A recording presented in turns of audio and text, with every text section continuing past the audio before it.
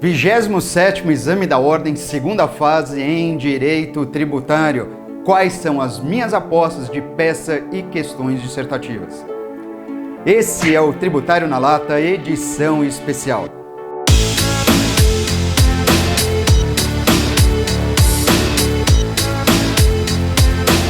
Bom, tradicionalmente eu sempre gravo e dou as minhas dicas aqui, as minhas apostas para a segunda fase de Direito Tributário. Dessa vez não será diferente e estou aqui justamente para falar de peça, de tese e de cada uma das 4 questões dissertativas.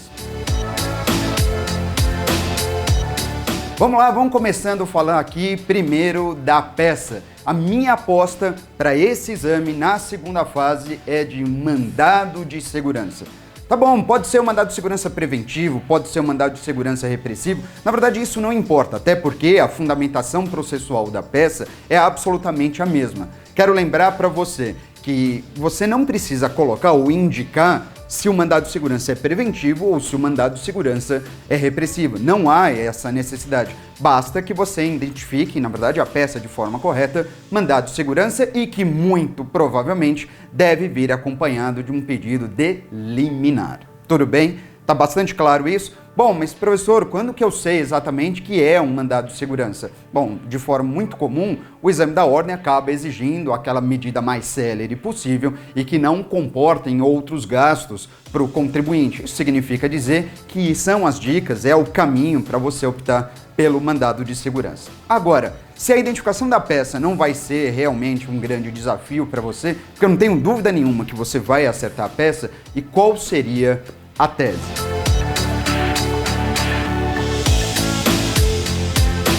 Se prepara aí, porque em relação à tese, eu estou apostando numa concessão de isenção e com a sua posterior revogação. E toma muito cuidado. Vamos lá. Quando a gente fala de isenção ou qualquer outro tipo de benefício fiscal, lembre-se que os benefícios fiscais, incentivos fiscais, e neste quadro entra o Instituto da Isenção, eles sempre e necessariamente dependem de lei. Que lei? Lei ordinária, tudo bem? Pode ser uma lei ordinária federal, estadual, lei ordinária municipal, quando se tratar de uma isenção, claro, correspondente aos tributos de competência, ou da União, ou dos estados, ou dos municípios. Então imagine a seguinte situação, não importa qual é o tributo, o exame da ordem, é o que eu estou imaginando, ele vai falar sobre a concessão de uma isenção que se deu através de lei, através de legislação ordinária, só que posteriormente esse benefício vem a ser revogado. E vem a ser revogado através de um ato do Poder Executivo. Primeira pergunta, isso pode acontecer? De jeito nenhum. Mas professor, mas se for uma isenção relacionada ao IPI, por exemplo, o IPI não é um tributo cujas alíquotas podem ser alteradas por ato do Poder Executivo? O IPI, é de verdade, ele pode ter as suas alíquotas alteradas por ato do Poder Executivo, mas se for dada uma isenção ao pagamento desse imposto, por exemplo, essa isenção só poderá ser revogada por lei. Veja, o benefício fiscal em relação a todo e qualquer tributo, ele depende de lei para ser concedido, e esse benefício, portanto, ele só poderá ser revogado também através de lei. Nenhuma isenção pode ser concedida por ato do Poder Executivo, muito menos revogada por ato do Poder Executivo. Benefícios fiscais, nesse caso, as isenções dependem de lei para sua concessão, dependem de lei para sua revogação. Isso, portanto, está relacionado também a uma ofensa ao princípio da legalidade. Quais são os fundamentos que você deve utilizar nesse cenário? Você vai usar como fundamento, sim, o princípio da legalidade, o artigo 150, inciso 1, mas nesse ponto, especificamente, você deve se valer e indicar também o artigo 150, parágrafo 6º da Constituição Federal. Tá muito claro? Agora eu vou além. Eu vou além porque eu imagino que o exame da ordem não venha trazer uma única tese. Acho que vem uma tese paralela aqui. Uma tese paralela relacionada justamente à revogação da isenção. Quando se revoga a isenção, vou imaginar que essa isenção pudesse realmente ser revogada por ato do Poder Executivo. Acabei de dizer que não pode, mas imagine que isso pudesse acontecer. Se isso pudesse acontecer, se a isenção efetivamente fosse revogada, significa dizer que esse contribuinte ele voltará a pagar o tributo. A minha pergunta é, uma vez eliminada a isenção, quando esse contribuinte estará sujeito ao pagamento do tributo? Quando se revoga a isenção, o tributo pode voltar a ser cobrado imediatamente à revogação? Resposta: não, de jeito nenhum. É de entendimento dos nossos tribunais, é um entendimento agora atual que, uma vez revogada a isenção, é necessário observar as duas regras do princípio da anterioridade. Sim, as duas regras, de verdade. Então, quando se revoga a isenção, o tributo volta a ser cobrado?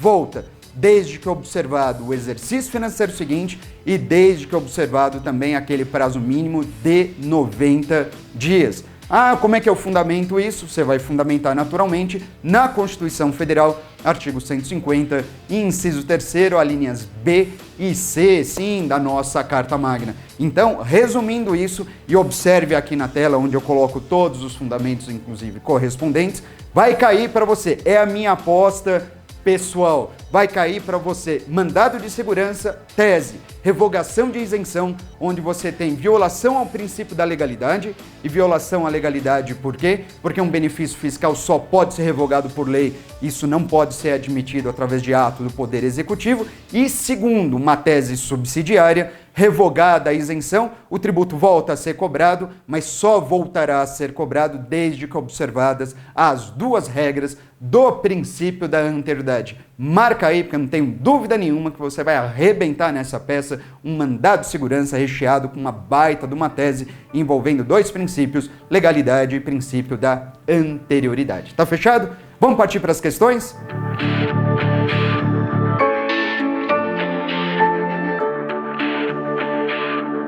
Primeira questão, então, aparecendo aqui para você, o negócio é o seguinte. Na primeira questão, mais uma vez, eu acho que o Instituto da Isenção, ele se fará presente. Ah, é verdade? Mas de novo isenção, professor? Sim, de novo isenção, mas muito cuidado. É isenção, primeiro, o Instituto da Isenção, ele pode ser concedido. Ele pode ser concedido aqui através de um tratado internacional. Imagina a União firmando um tratado internacional e esse tratado concedendo isenção ao ICMS. Isso é possível ou isso viola o texto da Constituição? Isso seria uma isenção heterônoma?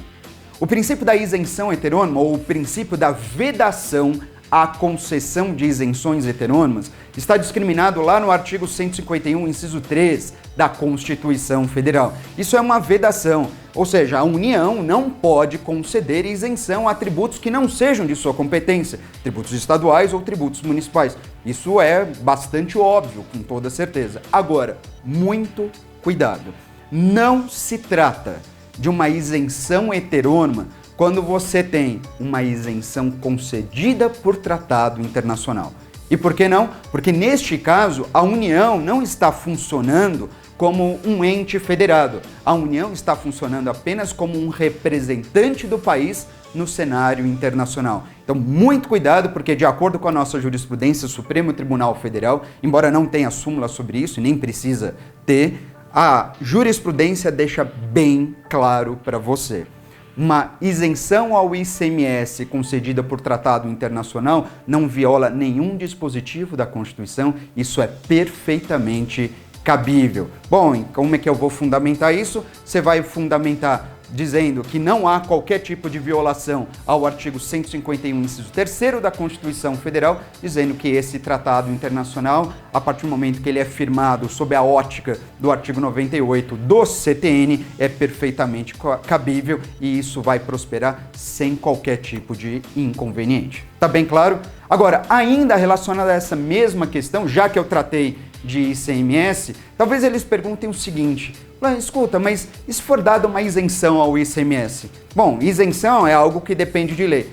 Em se tratando de ICMS, não basta a lei estadual para conceder o benefício. Mas não, a lei estadual deve ser necessariamente precedida por um convênio. Um convênio firmado com base na Lei Complementar número 24 de 75. Mas professor, onde está isso? O fundamento para isso você encontra quando você combinar o artigo 150, parágrafo 6º da Constituição, com o artigo 155, parágrafo 2º, nesse caso, inciso 12, a linha G, também no texto da Constituição. Fica ligado nisso, porque em se tratando de isenção ao ICMS, a Constituição Federal nos remete à lei complementar. Essa lei complementar, que é a 24 de 75, por outro lado, ela exige que exista um convênio firmado entre os Estados-membros e Distrito Federal, e em razão desse convênio, vem o Estado e, através de lei própria, fixa o benefício da isenção. Tá certo? Tá marcado? Não tem erro. Essa, então, é a primeira questão. Quem sabe cai isso para você e aí você vai arrebentar mais uma vez. Vamos partir para uma próxima questão?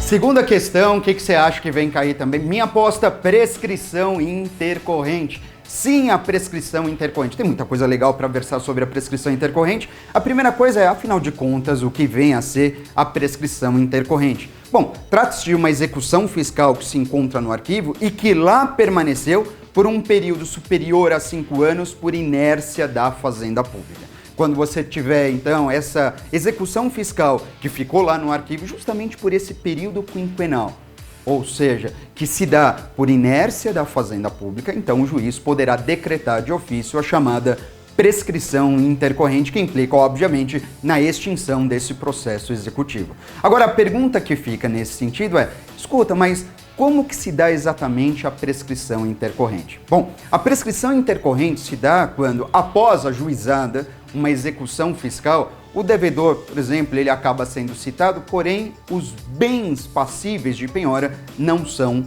encontrados. Uma vez não localizados, não encontrados bens passíveis de penhora, de acordo com a Lei de Execuções Fiscais, lá no artigo 40, esse processo executivo ele será suspenso pelo período de 1 ano. E findo esse prazo, findo essa suspensão por 1 ano, se realmente se confirmar que os bens continuam não sendo encontrados, não há nenhuma notícia, nenhuma novidade nesse sentido, esse processo executivo ele será encaminhado para o arquivo.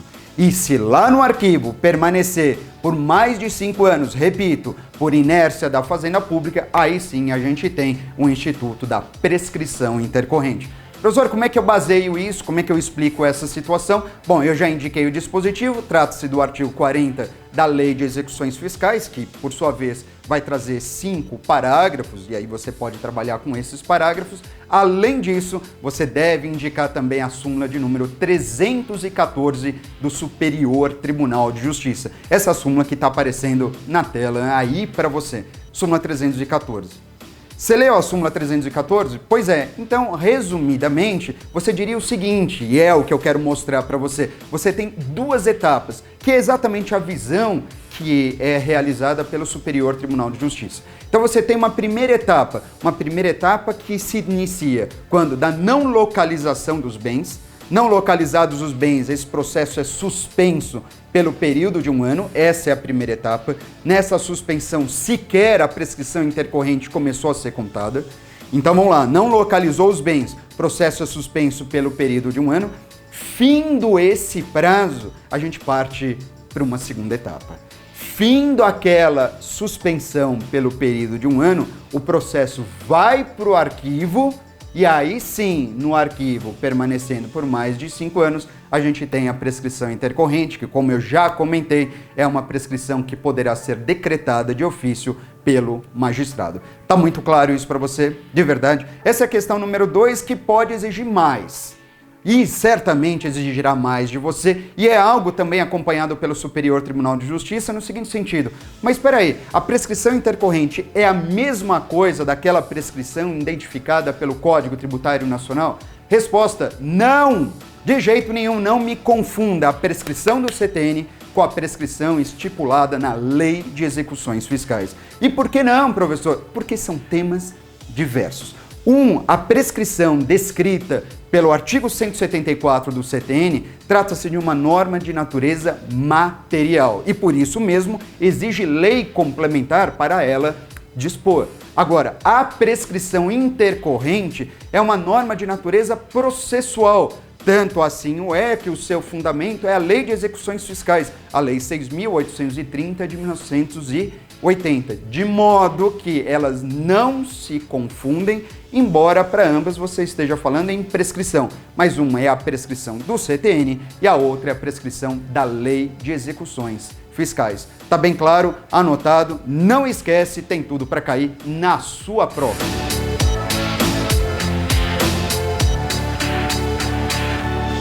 Vamos lá então para a terceira questão. O que será que vem por aí? O que eu estou imaginando? O que eu vou apostar para você?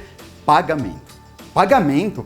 Pagamento, sim, um instituto talvez mais tradicional que a gente tem lá como forma de extinção do crédito tributário, está estipulado no artigo 156, inciso 1 do Código Tributário Nacional. Agora, quando a gente fala sobre pagamento, você toma muita cautela, tome muito cuidado, porque a respeito de pagamento existem vários dispositivos. No artigo 157 se fala sobre pagamento, 158, 159 e vai embora. Até o artigo 163, o CTN está versando sobre pagamento, 163 e 164.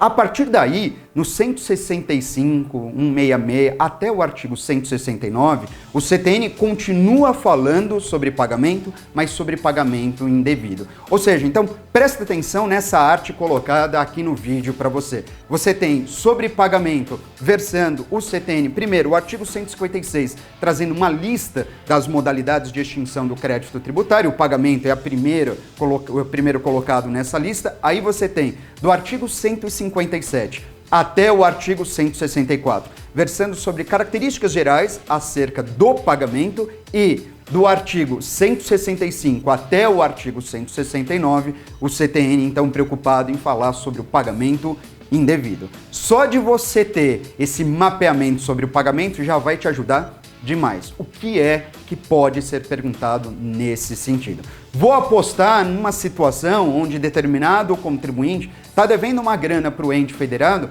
mas está devendo um dinheiro para o ente federado em razão de várias dívidas. Dívidas de impostos, dívidas de taxas, dívidas de contribuições. Imagine, então, quando um contribuinte deve tributos diversos para um mesmo ente federado. E aí, como é que fica? Imagine isso, que um determinado contribuinte deve, por exemplo, para o município, está devendo para o município o IPTU, está devendo para o município uma taxa do lixo, está devendo para o município uma contribuição de melhoria. Certamente esse contribuinte deverá pagar esse tributo para o município, naturalmente. Agora, qual será a ordem de pagamento? Como será imputado esse pagamento a esse contribuinte? Que ele vai ter que pagar tudo? Não há dúvida absolutamente nenhuma. Mas qual desses tributos deve ser pago em primeiro lugar? Qual será a ordem de imputação do pagamento? Curiosamente, e cuidado, esse contribuinte deverá pagar primeiro a contribuição de melhoria, depois as taxas e, por fim, os impostos. É verdade, mas professor, você tirou isso da onde? Do artigo 163 do Código Tributário Nacional. Leia comigo, então, o artigo 163, que vai trazer uma série de critérios que determinam como se dá a imputação do pagamento. Observe, aparecendo aí na tela para você. Artigo 163 do CTN. Olha só que interessante esse dispositivo. Ele versa o seguinte, da seguinte forma, tá vendo aí? Existindo simultaneamente dois ou mais débitos vencidos do mesmo sujeito passivo para com a mesma pessoa jurídica de direito público, relativos ao mesmo ou a diferentes tributos ou provenientes de penalidade pecuniária ou juros de mora, a autoridade administrativa competente para receber o pagamento determinará a respectiva imputação, obedecidas as seguintes regras, na ordem em que enumeradas. Vamos lá. Em primeiro lugar, qual é o primeiro critério para você saber a dívida que deve ser paga? Em primeiro lugar, o contribuinte deve pagar os débitos por obrigação própria, ou seja, aqueles em que ele praticou o fato gerador. E em segundo lugar, aos decorrentes, de responsabilidade tributária. Tá bom, vamos para um outro critério. Primeiramente, olha aquilo que eu te falei no meu exemplo, as contribuições de melhoria, depois as taxas e, por fim, os impostos. Agora imagine uma outra situação. Ele diz também, você deve observar um outro critério que é na ordem crescente dos prazos de prescrição. Então, primeiro, cobra-se aqueles tributos que estão quase prescrevendo e depois, claro, vai cobrar aqueles tributos onde ainda há um maior prazo para prescrição. E também o último critério é naquela situação em que você tem a ordem decrescente dos montantes. Como assim a ordem decrescente dos montantes? É natural que neste caso, nessa última situação do inciso 4 do artigo 163, cobre-se primeiro o tributo que tem um montante maior de dívida e depois um tributo que tem um montante menor. Tá bem claro, cuidado que isso você não encontra em nenhum outro lugar, salvo na hipótese do artigo 163 do CTN. Bem claro? Tudo bem? Agora, ainda versando sobre o pagamento, veja que esse dispositivo, você presta atenção em mim, esse dispositivo você só aplica quando estiver devendo várias dívidas, vários tributos para um mesmo ente federado. Agora, imagine diferente, imagine que determinado contribuinte tem dívidas diversas para diferentes entes federados. Quando existem dívidas diversas para diferentes entes federados, aí você não vai se valer do artigo 163, você vai se valer de um outro dispositivo bem mais à frente do artigo 187 do CTN. Sim, o artigo 187, você mais incisivo. Parágrafo único do artigo 187 é o dispositivo que passa a aparecer na tela aí para você. Acompanha comigo a leitura desse dispositivo. Artigo 187 do CTN, como eu disse, para ser mais incisivo no seu parágrafo único. Olha que interessante, ele diz assim: o concurso de preferência somente se verifica entre pessoas jurídicas de direito público na seguinte ordem, ou seja, primeiro paga para a União, depois para estados, Distrito Federal e territórios, conjuntamente e pro rata, e por fim para municípios, conjuntamente e pro rata. O que a gente tem de interessante acerca desse dispositivo? É bem claro, se você está devendo tributos para a União, para os estados e para os municípios, primeiro deve-se quitar para a União, depois quita para estados, Distrito Federal e, por fim, o último que vai receber são os municípios. Observe e olha que interessante, imagine a seguinte situação e eu quero descrever aqui para você. Suponha um determinado contribuinte que está devendo IPTU, você sabe muito bem que é um tributo municipal. O contribuinte ele deve também uma contribuição de melhoria estadual e uma taxa federal.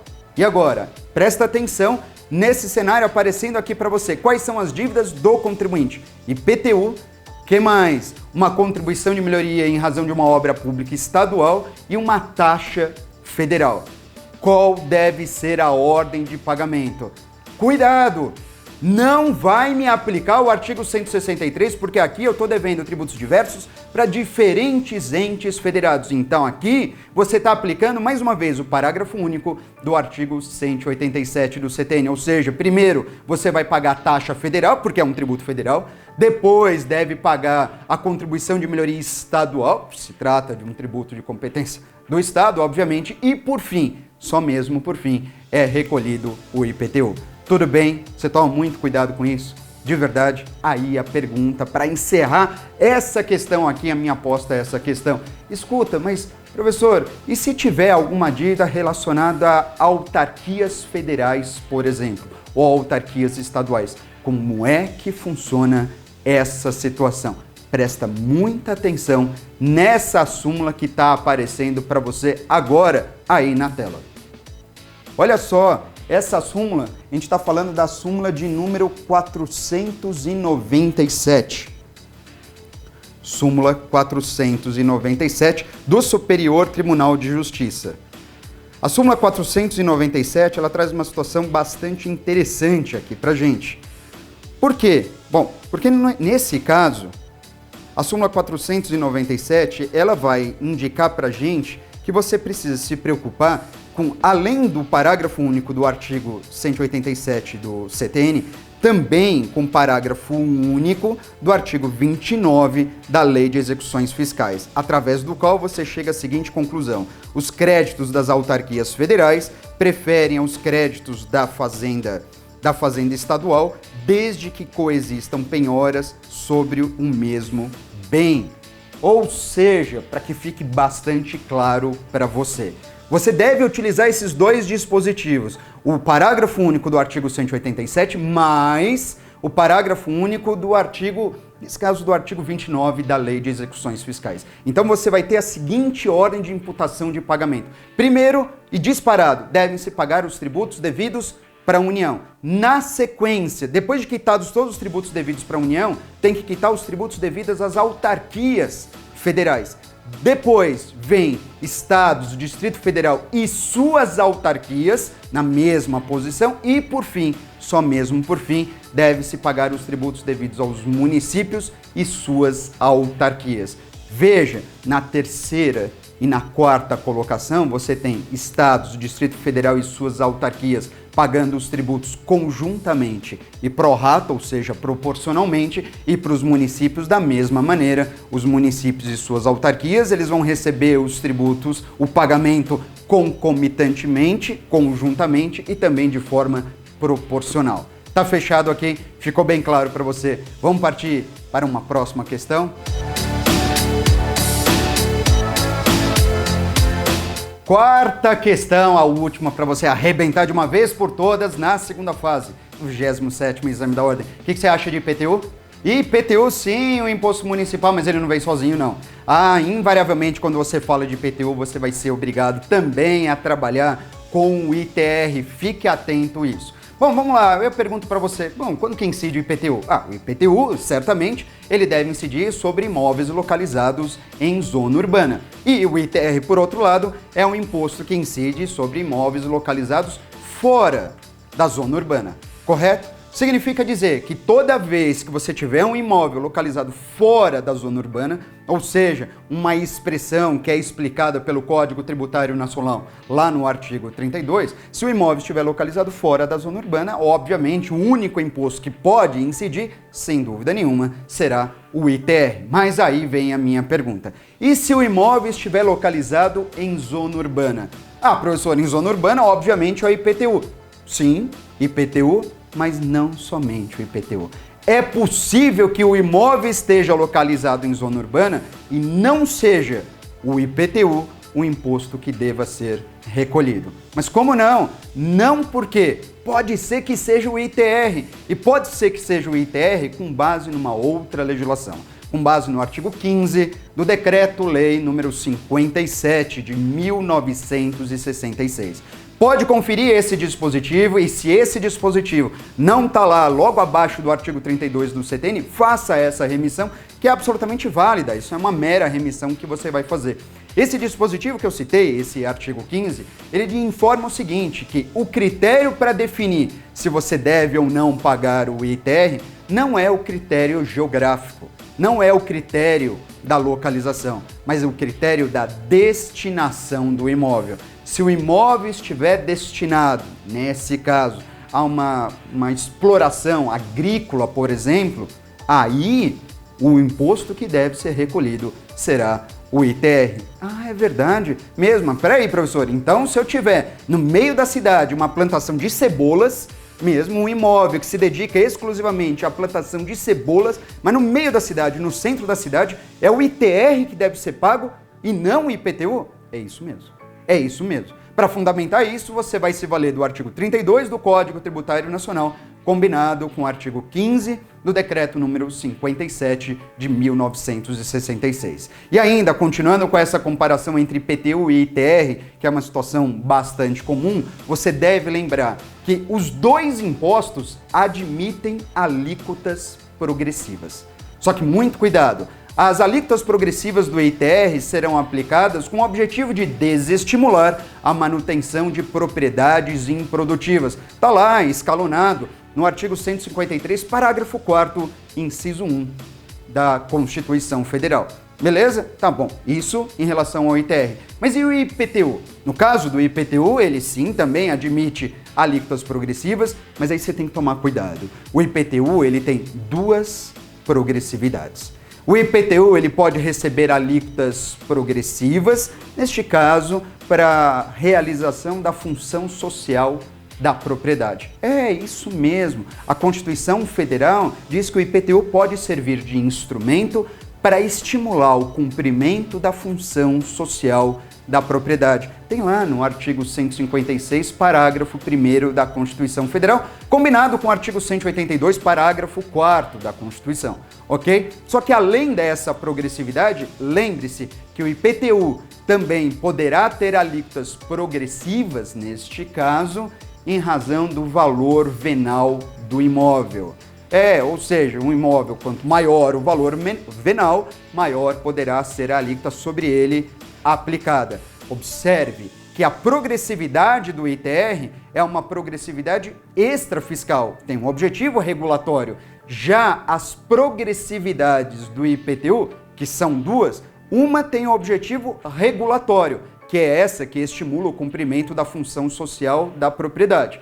Mas a outra progressividade, a progressividade em razão do valor venal do imóvel, é uma progressividade de cunho fiscal. O objetivo é arrecadar mais de quem possui um maior patrimônio. Tá bem claro para você? Olha, quero desejar uma excelente prova, tenho certeza que vai dar tudo certo e espero eu que eu tenha acertado grande parte aqui das minhas apostas para a prova do 27º Exame da Ordem. Vai lá e arrebenta, essa aprovação é sua. E não se esqueça, se inscreva no Tributário na Lata, continue curtindo esses vídeos, estarei sempre esperando aqui você no meu canal.